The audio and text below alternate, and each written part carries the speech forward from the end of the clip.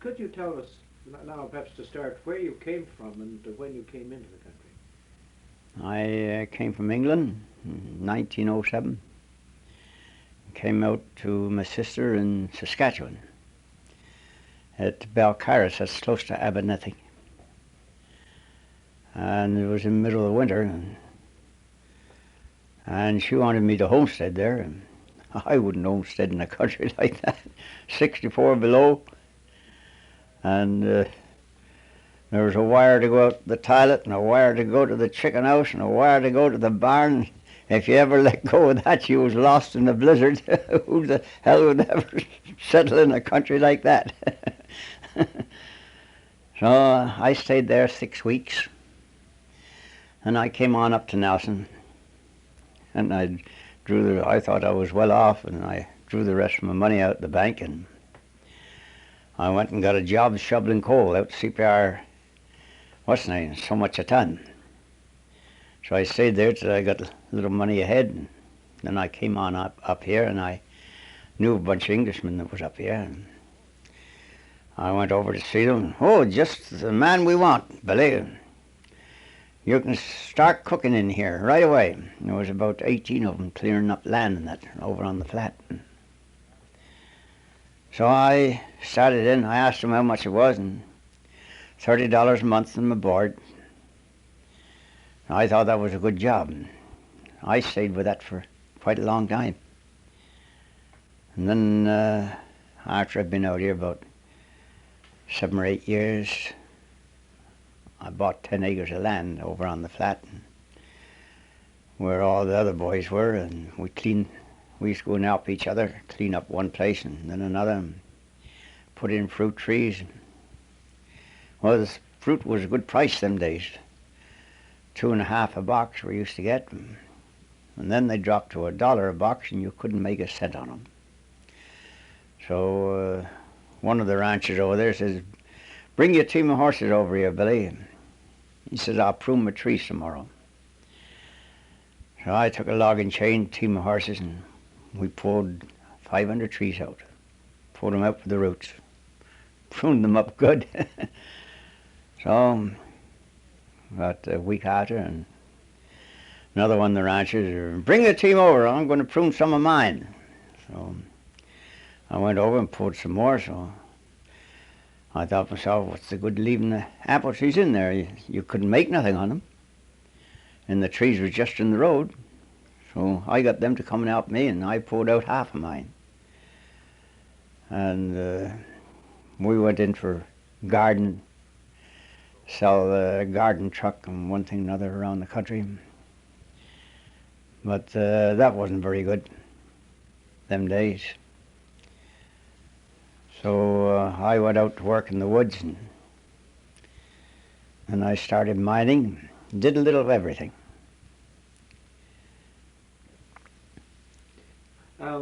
What year was it? Came out 1907. Oh, it was on. 1907. Well, now this would be interesting just to go back for a bit to how did this fruit farming get started up here, and how was it? I mean, it's a quite a remote spot for all this sort of thing. Can you remember anything about the origins of that and how these people came out here? Oh, sure. You see, Tell me anything about these things in as much detail as there you was can. a land company from Winnipeg, and they bought up all the fruit land around the country, and they were selling it at $72 an acre. And they used to send advertisements over to England, and they even had agents out over there selling land. And that's how we come to know about it, you see. And an awful lot of people came out of this country them days. All wanted to make a fortune in fruit. They didn't. Well, wasn't this a bit far north for fruit country? Oh no, grow good fruit here. Even peaches if you want to. And grapes. Quite warm in here, was it? Oh sure. Sure. Don't stay like this. Cold weather all the time up here. Sometimes it goes to 94. Sit up to 94 in here. What were the main crops then that you had up here, fruit? Oh, apples was the main one. What kind of apples did those make? Well, they had Cox's orange and Worthy and I forget the names of them now. A mixture. Yes. Yeah, yes. And some peaches The Jonathan was the best dessert apple. and some peaches too for market. Oh yes, some peaches, but they never grew grapes for market up here. What about cherries and things like Oh, cherries do good. Oh, lots and lots of cherry trees around yet. Bear heavy every year. that? Well, how many were these things more or less planted on these orchards when you came out here when in 1907? Oh, there wasn't a thing. It was all tall standing timber. Oh, they were just When we came. clearing the land at that Yeah. time. Yes. We had cleared the land ourselves. And there's a bunch of these young Englishmen all living together. Is that what was happening? Yes. Were they They all had 10 acres or 20 acres, you see, apiece over on that big flat. And scattered all around the lake. What did they call the flat over there? Any name particular? No, there was no particular name. Only crossed the lake from Howser. What about the name of this lake that you're telling me? Remember, I wonder if you could tell Ian about this and what its proper name is or how it got named and so on. Well, the name of this lake in the first place, this was Duncan City, right here, and it was named Duncan Lake. It's supposed to have been 5,000 people here in the early days. A gold rush and two railroads coming in, the Great Northern and the CPR, you see. And it got its name at Duncan Lake, and then when we came here, the rush was all over. They even pulled out, everybody had pulled out. You see, they pulled out about 1901, 1902, somewhere around there, and it was 1907 when we came out. And our post office, you see, was Duncan Lake, and then all our mail used to go to Duncan on Vancouver Island. So they changed it to Hauser, Howser. And then all the mail went to Bowser. And they got it changed to Howser, which that is the name today. And now it goes to Fernie and all over the country. Yeah. Who was Hauser? Hauser. Do you know it all? No, I don't know why they named it Howser. But it's on the old maps. Hauser. You mentioned about the mining mining in here and the people that were in here. Was it a gold rush? What was the mining? What kind of mining? The gold rush, when they were putting in the railroads way up the upper Duncan. What could you say anything about that? It was before your time, I know, but how? Oh, did that it was a start? long time before my time. You didn't hear any stories about No. how it started? Anything? No, I didn't hear any of those. It petered out, you see. It was way up in the East River country. Well, that wouldn't be the same as the anything to do with the poplar gold rush. Oh no, Poplar's in the next valley. Do you remember that gold rush, the poplar? No, that was before I came. They used to run special trains up to there from Caslow. So there was not much in the way of mining when you came into this country then? No, not, oh, everybody was prospecting. It don't matter where you go in these hills, you see open cuts and short tunnels and everything else. Any of these fruit ranchers take to prospecting? Are they? Oh, everybody was looking for what they could find.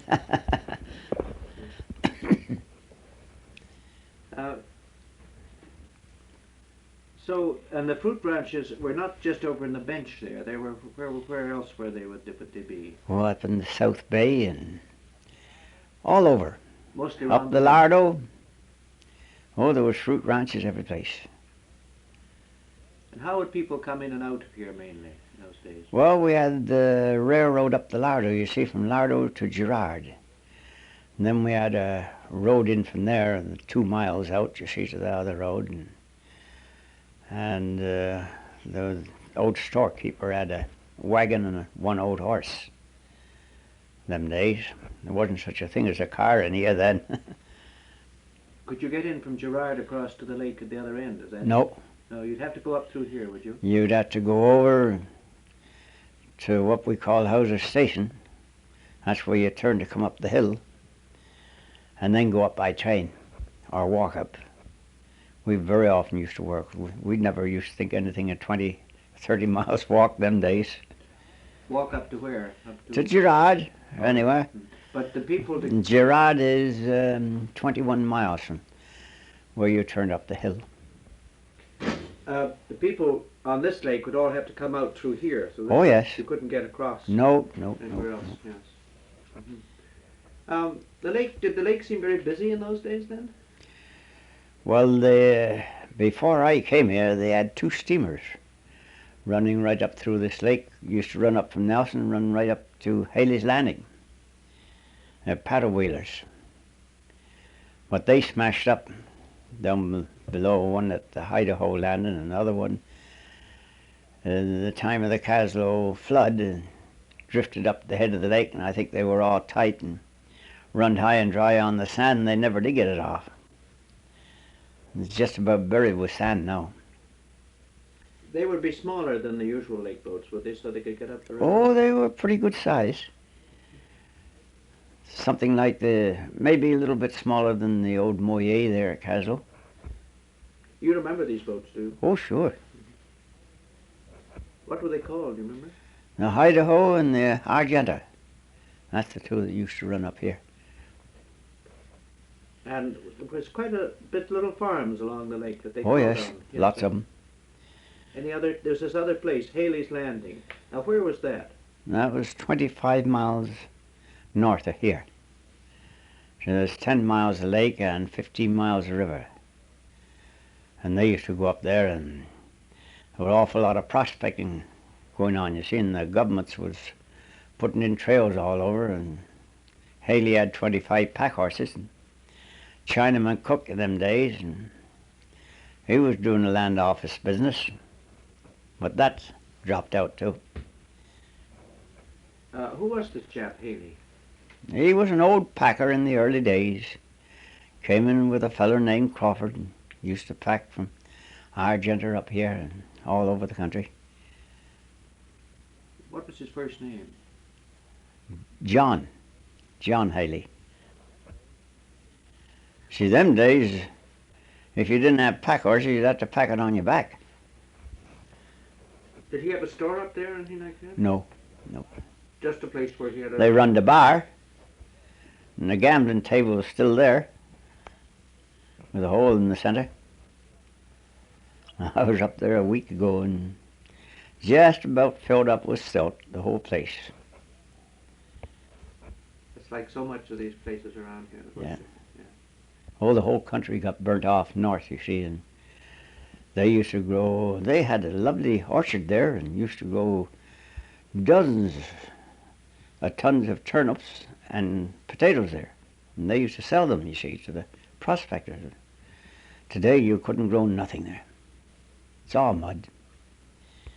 That's the flooding that's done it. Yeah, the timber got burnt off, and then the erosion comes down every year.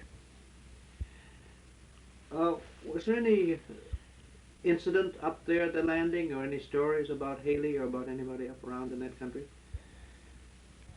Yes, there used to be quite a lot, but the best thing you could do is the niece is still alive up here.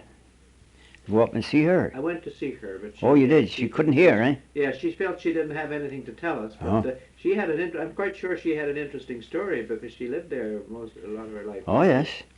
She looked after the house for him, I suppose. Yep. They used to let out rooms, and she used to do the cooking and one thing and another. Just prospectors. Huh? Yeah. Nobody else. Yeah. Prospectors and government work on the trails. Where did those trails go to? You couldn't get through to anywhere up there. You could get right out to Ferguson in the early days, but not now. There isn't a trail in the country where you can go now any good. We used to have good trails all over. Right out to Ferguson. Yeah. Oh, yes. And does the river itself go out there? Where was out that river? No, oh no. See, that's a different valley altogether. You have to go right clean up over top of the mountains. You see, you go up to the North Fork and then up the West Fork and take the Marsh Adon Creek and go right up over. And see, there was, in the early days, there was town sites laid out all the way. You see, they were going to put 2 railroads through. And they went on the Hummer. And these town sites are all staked out in lots and everything else. There was one at Howser Creek, and one at the West Fork, and one at Spencer City, and one at Circle City. That's just before you go down the North Fork of Ferguson Creek. What city was that, surface? Ferguson. No, it's what city, surface? Circle City. Circle City. Yeah. Oh, yeah. That's the last one over. And Spencer City. And these railroads would have gone around to Ferguson, would they? Yes. Oh, it used to be a good pack horse trail right through in the early days. Now, if you went up it's the Duncan River, isn't it, that follows further up, isn't it? Yes. Could you get over into Glacier Park or over to that way by that? Yes, but you'd have to take the North Fork for that. Was there a trail up there? No, never have been any trail up the North Fork. And that's the lowest pass up there is the head of the Beaver Mouth, if you know where the Beaver Mouth is. Comes up below Golden from the Columbia. That's a pretty rugged country up in there, I guess. Oh, you bet. She's a wild one. You've been up there yourself? Yes, I was up there about 30 years ago. So they're even pushing... I had to walk, though. Yeah. So all this country was sort of boiling up at one time with a lot of people coming in. Oh, Well, yeah. then why did it subside? Why did nothing develop? Well, it's up and down to the country. They thought there was going to be some big mines, and then they went into fruit, and they changed around to chicken, and nothing didn't seem to pay. No population really around, no towns, no communication. Oh no, you had to ship everything out from here.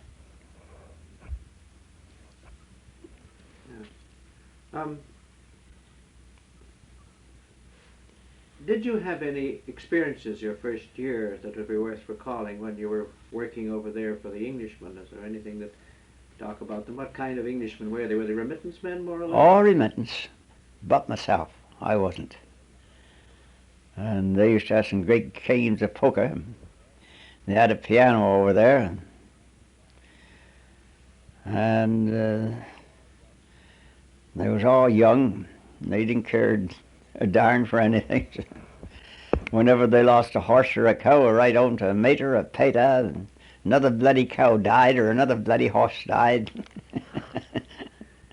Were they working very hard at all themselves? Or? Oh yes, everybody was working them days. Hard work too. Did they eventually build houses for themselves on Oh, they had lovely houses, but they're all down now. Were any of them married? Some of them. The Hinkses up in the bay were married, 2 of them. Did any of them stay on, or did they leave? When the First World War broke out, they all joined up. It wasn't going to last 2 weeks, and it lasted 4 years. And I tell you, a lot of them never did come back. And what did come back got wounded. That was a bad war. Some of them did come back, though. They did. Not very many. But there was, they did. Just a few, but they didn't stay here. So that was the end of the farming Yeah. here. Yeah, because they were fruit ranching anyway. Yes, that fixed all the fruit farming. Is there much other kind of farming through here? Dairy farming and that sort of thing? Oh, not very much. Not enough ground to cut hay. Some places there's 1 or 2 places all right. They talk about those meadows down there at Meadow Creek, but that's all wild hay. That's no good. But any other settlements on the lake? Besides, Not now. in those days. I mean, there was Howser here, and then of course there's Healy's Landing up the river there. But Well, there was one 5 miles up the lake. 2 brothers had that. And they had a lovely place there. And Harry was 80 years old, and Bill, he was 72. And the bears was breaking all the trees down, apple trees. So they went out to shoot these bears one night, and Harry went out the further end of the orchard, and Bill was leaning up against the packing house, and he was watching another bear. And they heard Harry shoot. And this bear that he wounded come down and knocked Bill over and, chewed the devil out of him. And he was trying to get the gun in the bear's mouth. Then Harry come running down, and he dropped his gun and jumped in to pull the bear off of Bill. Well, he got chewed up bad. And George McGinnis was logging here at the same time from Cranbrook. His first aid man went up and patched him up and told him to get out to the hospital. Oh no, too tough. They've had this kind of trouble all their blooming life, and thought they was as husky as they were. They used to hunt for and kill bears and everything for sell to these camps for meat. And they thought they was as husky as they were in the old days, but they couldn't move quick enough. So the next day, they wouldn't go out to the hospital. The next day, I went up. I was going through to Healy's landing with a load of stuff in the boat. And I caught in there to see how they were. And Harry, he was had some disinfectant. He was dipping his hand in his, and that finger there was all split right down and all swelling up. I said to him, "You better get down." I said, "George McGinnis is going down to Caslow today. Better get down to see the doctor." "Oh no, they wouldn't go." I says, "I'll take you right down. I'll undo my load here and dump it on the shore and take you down." No. And I went on up to Healy's with my load, and I stayed there overnight and came back the next evening. I went in, and they'd been the first aid man, and a bunch of them went up there, and they took them out and took them down to Caslow Hospital. Well, Bill, he got, Harry it was, not Bill. Harry got lockjaw through that finger there, and he died. That was just about a month after. But Bill, he lingered on for about a year and a half. And then he died in the hospital. But it was on account of those wounds from that a miserable little black bear too. About a 2 or 3 year old. And after Harry had pulled the bear off of Bill, Bill got up and he got his gun and shot the bear 3 times. When it was dead, it dropped dead then, you see. And he shot it 3 times. What was their name? Matthew brothers. Do you remember any outstanding people here, characters or personalities in this area? I believe there was an old chap who died not so long ago, who was quite well-known person up here. Oh, there used to be quite a few. There was Red McLeod. They used to call him the notorious Red McLeod. And he was always in trouble. Poker games and everything else. And there's a creek named up Glacier Creek here after him, McLeod Creek. And when he used to get into trouble, he used to go up there and hide. A pretty good place up in the wilds, you know. And every winter, before every winter started, he'd get into some trouble, so that he'd have to get in jail. And as he said, jail was the best place for the winter, as he didn't have to work, and they had to feed you, and they had a warm place to sleep. So every winter he spent in jail for years and years. Oh, he used to steal horses and everything else. Where did he live? Well, he lived here and Argenta and several other places around. Any other particular things, any exploits of his or anything that happened in connection with him? Well, there's a lot of them if I can remember them. One time he was working 6 miles out of Nelson, working in a logging camp. And he took a team of horses out of Shoemaker's. The Shoemaker was the name of the logging outfit, out of his barn and drove them into Nelson. And he sold the team of horses, and he watched where the guy that bought them from him, watched where he put them. About the middle of the night after this guy had gone to bed, he went and stole the team and took them back to Shoemaker and put them in the barn. And I was at the court case, and all he got was 3 months worth, so he didn't care. Any other kinds of people around here that would be interesting to saw? Any outstanding people?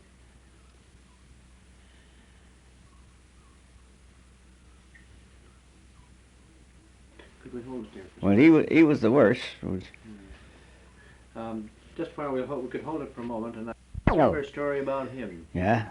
Well, Sammy Luffman was his name. And he was prospecting and cruising timber.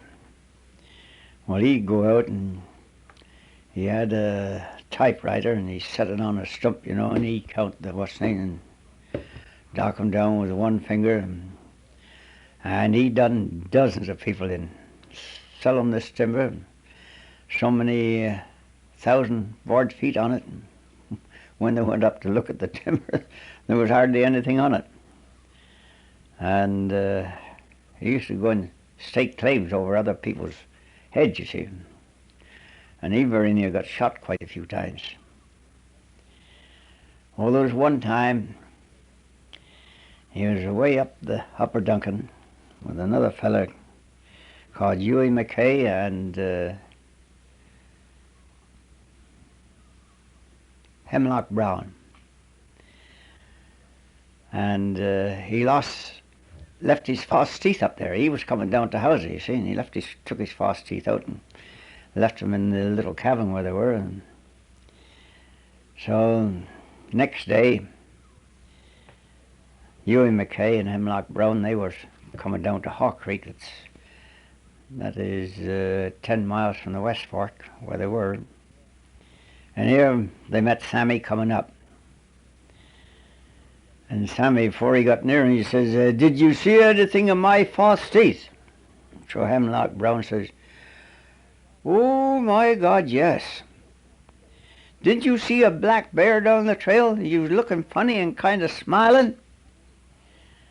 And then Sammy got mad. And Hemlock Brown says, "That goddamn bear must have been wearing your false teeth."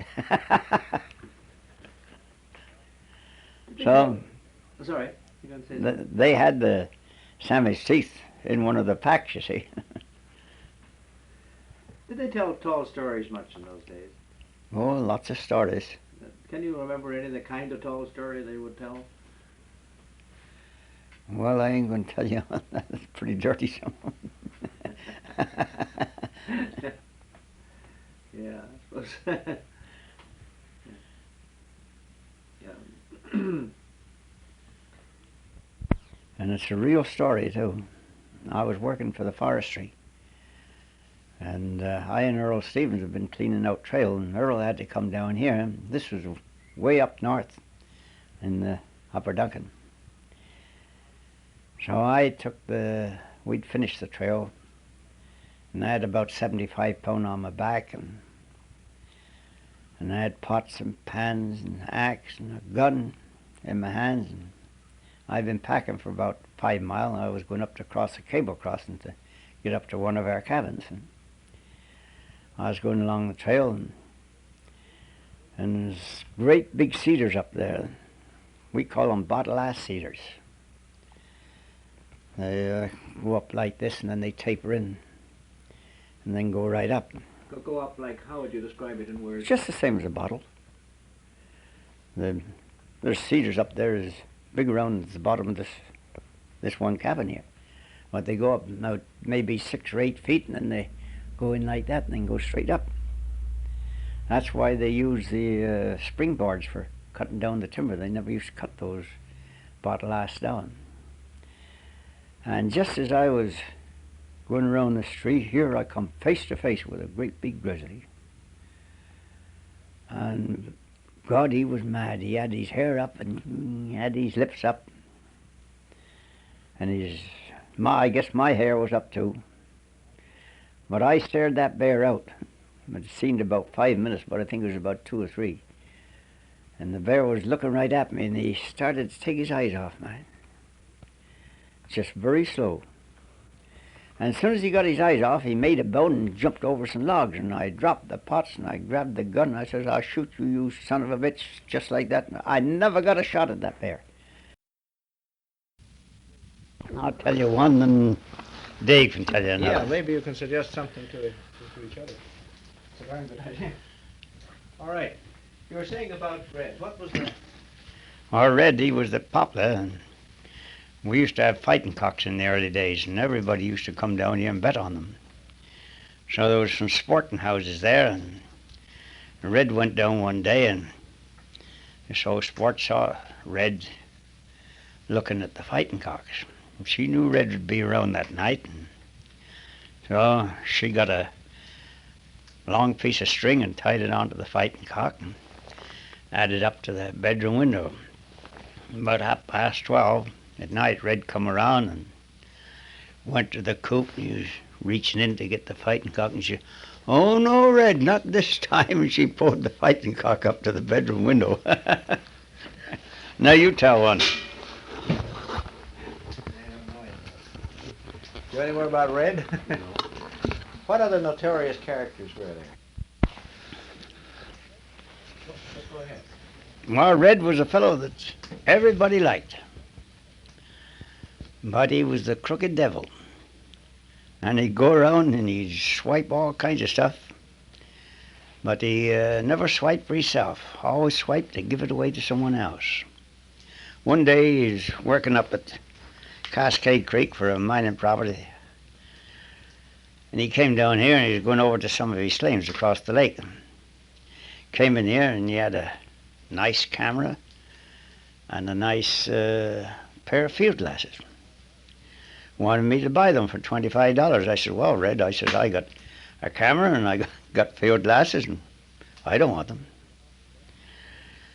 So he went across the lake in my boat and went up to his claims. 2 days after, here was the police waiting for him. Police and old Paddy Sheeran from Nelson. That was the property belonged to Paddy where he was working, see. And they arrested him, took him down. All he got was 2 weeks for stealing the whole blooming thing. I suppose they got so used to him, they didn't... Oh, yes, they got very used to him. No, Dave. I know one of them. This one is about John Muka. John Muka was the section foreman on the railway here, and he was here pretty early on in the history of the Lardo. And we had another fellow in here called Captain Maitland Harrison. He was a retired British officer, and everybody called him Captain Harrison. And one day John Muka came to me and said, this Captain Harrison, what's the matter? They call him all the time Captain Harrison. They no call me Section Foreman Muka. Just leave it on until something else should occur to you. No, we don't have to take it off. You have another one about Red there, haven't you? No, not yet. Not yet. Mm-hmm. What can you suggest? Do you remember about the one about Red coming to the store, was it? That one was it about? Well, we can't get that one quite straight. Yeah. Because he broke into the store up here. And I don't know what he took that time. Very good-hearted. Damn good-hearted. Very good-hearted. He'd steal anything to give to you. And he was a nice chap to meet? He was a jolly Irishman. You bet. He was a jolly Irishman, but he was tough. If you wanted to shoot it out, all right. Oh, yeah. What did he look like?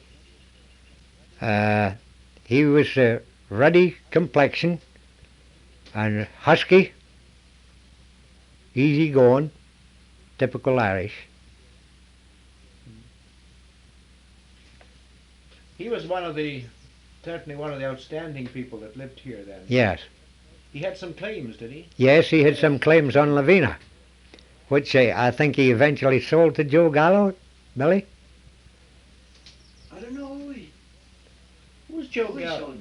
Who was Joe Gallo? I seem to have heard about him. Joe Gallo he was a well-known mining man in BC. He was a mines promoter. Yeah, you'll have to save that up till we put it over there, because if the two go on together, we won't hear either. You get the idea? Yes, was Joe Gallo all over the place? I mean, or was he just in this country, or where was he? Well, he worked in this country as long as I knew Joe. He was in and out of the Lardo. He would quit it and say, I'm never going back, but sure enough, back he came. And finally, at the end of the hunt, he made his big stake. But he only lived about 2 years to enjoy it. But he was a well-known placer mining in BC and did a great deal for the mining business in BC. If things weren't going properly, Joe would go down to Victoria and get the Minister of Mines and tell him the tale. And he usually got his way. Where did he make his headquarters?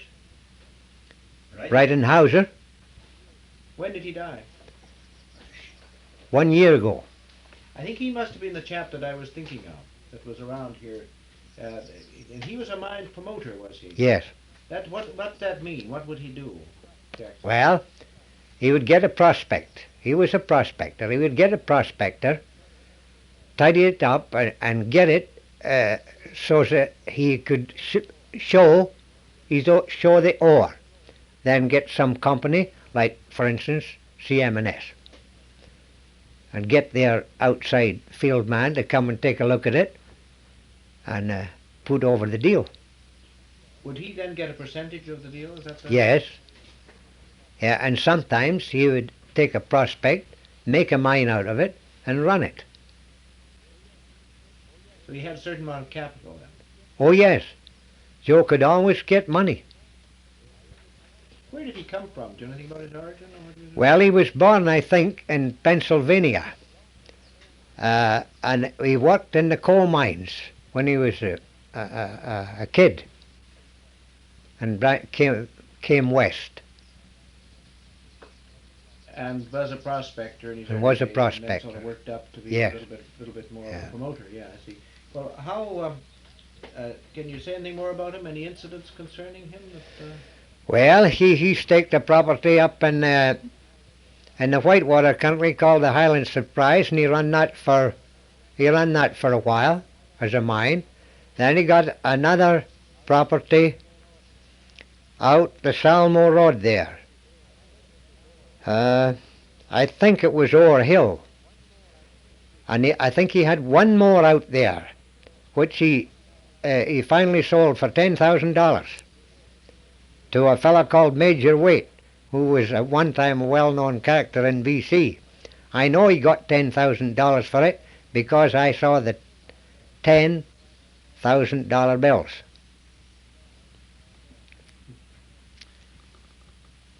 Have you something you could say about Joe Gallo?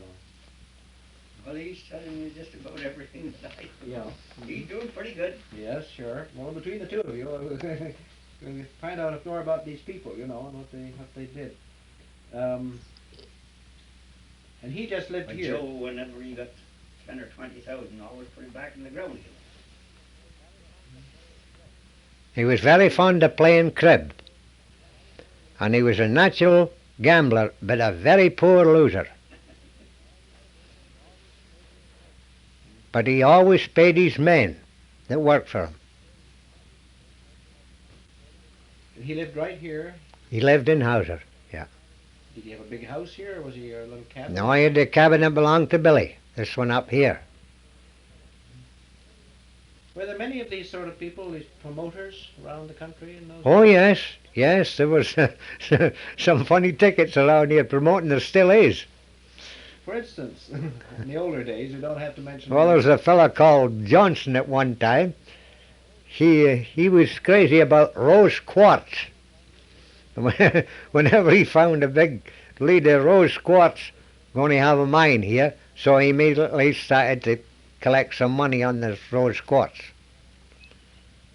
What is there any reason for that at all? Is it or just a Well, occasionally there's gold found in rose quartz, but not always.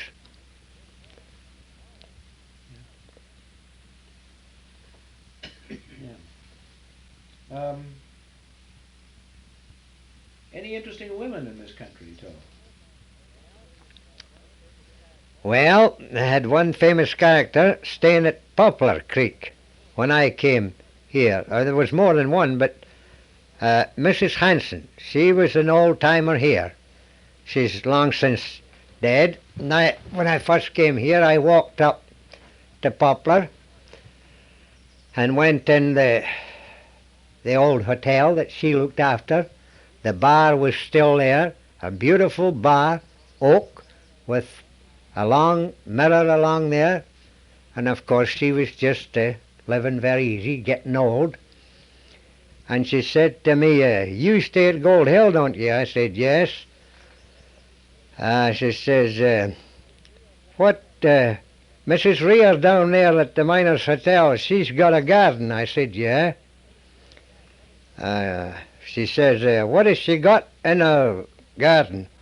Oh, I said, flowers. She says, flowers?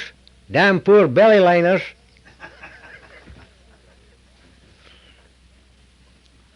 That's all she thought of those things then. Well, I suppose they were a special kind of women. Some of these that lived in the wilder country were pretty tough. That's right, they had to be tough. Yeah. Were there many of these women's red light districts and so on in these little communities through here in those early days? Well, it never failed. It never failed. There's some coming in your nose. For this dam. There was 2 cabins up the Lardeau there, about 19 mile. All that was left of a prospecting and mining show. One was the red light cabin, and the other one was the bar. Just the 2 cabins. 2 necessities of life, eh? Yeah. And they were eventually taken down, and the logs used for firewood in the Gold Hill Hotel. You remember, were any of those women famous characters that you can remember? Well, yes, I'm not that I'm directly acquainted with, but maybe Billy Clark can tell you something about one of them. Yeah, there was quite a character here one time, and we all went out to the train. She came down on the train, and I said, hello, Mary. I says, pretty nice baby you got there. And she says, no. I says, who does this belong to? She says, oh, she said, maybe yours. And I said, oh, no, it's not mine. Must be somebody else's. Was that in the public ear that you had said that? Oh, yes. Well, this here town site right here, there was supposed to be 5,000 people here. And it consisted of sporting houses and hotels, and 2 Chinese laundries only, and 2 jails, and Duncan City in the early days. What years would that be? 1899, 1900. Why would there be 2 jails? Oh, they had lots of police here. And everything was brought up over the old tote road with 6 mules pulling great big wagon loads of stuff. And these sporting women, they get on down at Lardeau, Argenta, and they had to pay $5 to ride up with the teamsters. When they got up here, and there was a policeman waiting for them, you get on back, cost them another $5 to get back, and then the next time there'd be half a dozen more come up, and they'd get sent back. Well, this was quite a wild place in the early days. Let Dave tell one know. So, some of them had already got here, though, as you say, the sporting house. Oh, yes, so they did. the policemen didn't want any more, is that the end? Many around. Yeah. And then there used to be quite a place across the river right at the quarry. There was a Frenchman there, Leblanc. He had a ferry across there, and he had 2 sporting houses over there. And he told me several times that he made $200 every day, ferrying people across the river there and running the sporting houses. And then there was Poplar and Girard, and this was a pretty busy place them days. There was a big difference between this end. It's not called the Lardeau, I suppose, up by Trout Lake. Is that Lardeau proper? That's the Lardeau. The Lardeau Valley starts right at Trout Lake, and it goes up to Ferguson and come right back between the mountains. But they call this all Lardeau, and this is not Lardeau. This is Lardeau. That's the Lardeau Valley up there, and the Lardeau River runs from Trout Lake and up to Ferguson. Yeah. How did the name get in? Do you know anything about the origin? I do not know. It was Lardeau when I came here, and Lardeau up there.